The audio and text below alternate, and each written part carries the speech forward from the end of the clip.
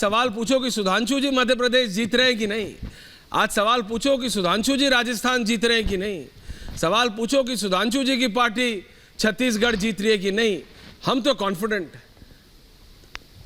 सुधांशु जी आ रहा हूं। कुलदीप कुमार जी आपकी भी पार्टी बहुत देखिए दमखम से गई थी इलेक्शन में। आ रहा हूं। हाँ हाँ सुधांशु जी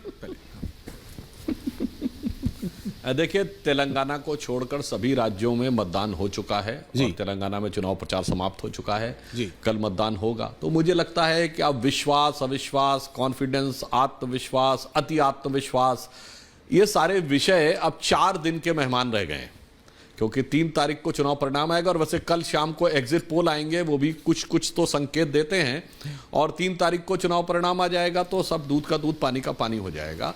इसलिए मेरा मानना है कि हम सब लोगों को 4 दिन इंतजार करना पड़ेगा।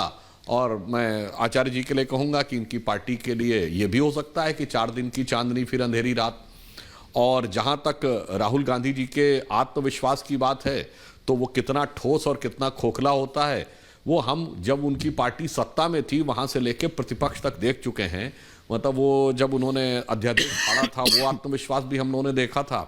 और 2019 में जब 18 के में हम 4 विधानसभा चुनाव हारे थे, कर्नाटक, मध्य प्रदेश, छत्तीसगढ़ और राजस्थान, और चारों राज्यों में हमने लोकसभा में स्वीप कर दिया था, तो वो आत्मविश्वास भी देखा था। तो मुझे लगता है देश की जनता को इस पे विश्वास है कि जो मोदी जी कहते हैं उनके असेसमेंट पर विश्वास है। राहुल गांधी जी के ऊपर कितना विश्वास है, मेरा तो मानना है कि यदि विश्वास में लेकर किसी कांग्रेस के नेता से बात कर ली जाए तो विश्वास और अविश्वास के बीच में कितनी बड़ी खाई है राहुल गांधी जी को लेके, ये इस पर सहज ही विश्वास किया जा सकता है। आचार्य जी समझ सकते होंगे, मैं सिर्फ ये कहना चाहता हूं। और इसका सबसे बड़ा प्रमाण क्या है, देखिए राहुल गांधी जी को ये लोग अपना सर्वोच्च नेता मानते हैं। यदि सरदार की संज्ञा आई तो तुरंत खड़गे जी को किनारे कर दिया गया, उनको सरदार नहीं माना गया। नेता प्रतिपक्ष लोकसभा में हैं अधीर रंजन चौधरी जी, उन्हें सरदार नहीं माना गया। यूपीए की चेयरपर्सन, पता नहीं यूपीए की वो सब हो गया है क्रियाक्रम या नहीं हुआ है राजनीतिक दृष्टि से इंडिया गठबंधन में, वो सोनिया जी को भी सरदार नहीं, अचानक सरदार उनको माना गया।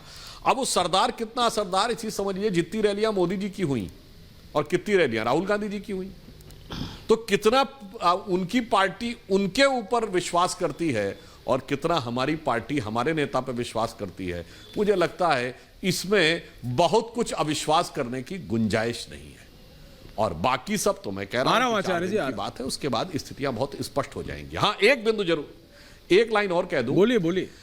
इनके यहां एक बात जरूर रही, तीनों राज्यों में एक बात समान थी कि 2 धड़ों के बीच में ऐसा घमासान था जिसे इनकी पार्टी जिसका समाधान ढूंढने में पूरी तरीके से असफल रही। अगर राजस्थान देखें तो वहां गहलोत जी और सचिन पायलट जी थे, तो एक फोटो जारी की गई थी कांग्रेस के द्वारा जिसमें एक टेबल पे एक तरफ सचिन पायलट एक तरफ अशोक गहलोत बैठे थे, मतलब फोटो जारी किया गया, वीडियो भी नहीं जारी कर पाए। फिर याद करिए वो जो कपड़ा फाड़ वाली बातचीत हुई मध्य प्रदेश में, तो दिग्विजय सिंह जी ने बाकायदा वीडियो जारी किया कि यह भ्रामक प्रचार किया जा रहा है, हमारा और कमलनाथ का मामला ठीक है। अब छत्तीसगढ़ में भूपेश और सिंहदेव के बीच में कौन देव है कौन ईश है, उसका भी लोगों ने पूरा घमासान देखा। तो इसलिए मुझे लगता है कि इसलिए भी इन प्रदेशों की जनता को साफ समझ में आ रहा है कहां घमासान है और कहां समाधान है। नहीं, लेकिन सुधांशु जी, एक ही है और वो कमल का निशान। नहीं, लेकिन सुधांशु जी, आचार्य इससे पहले जवाब दे, घमासान तो बीजेपी में भी था। मध्य प्रदेश में प्रॉब्लम ऑफ एम्पल थी, राजस्थान में आपकी स्टेट लीडरशिप वसुंधरा जी थी कहां, आप बताइए। हाँ, छत्तीसगढ़ में एक लौते रमन सिंह है, वो भी थे नहीं थे एक ही बराबर बात। आप अपने सेंट्रल लीडरशिप के बल पे आप इलेक्शन लड़े और इसमें कोई दो राय नहीं है, and BJP is proud of it. Sudhanshu ji देखिए, हमारे यहां जो कुछ कहा जाता है कि वो तथाकथित जो मतभेद है वो इनके ख्वाबों ख्यालों में है। बताइए, जैसा अशोक गहलोत जी ने किया, ये भारत की इतिहास का एक अभूतपूर्व उदाहरण था कि जो व्यक्ति पार्टी का राष्ट्रीय अध्यक्ष बनने जा रहा था वो बागी हो गया।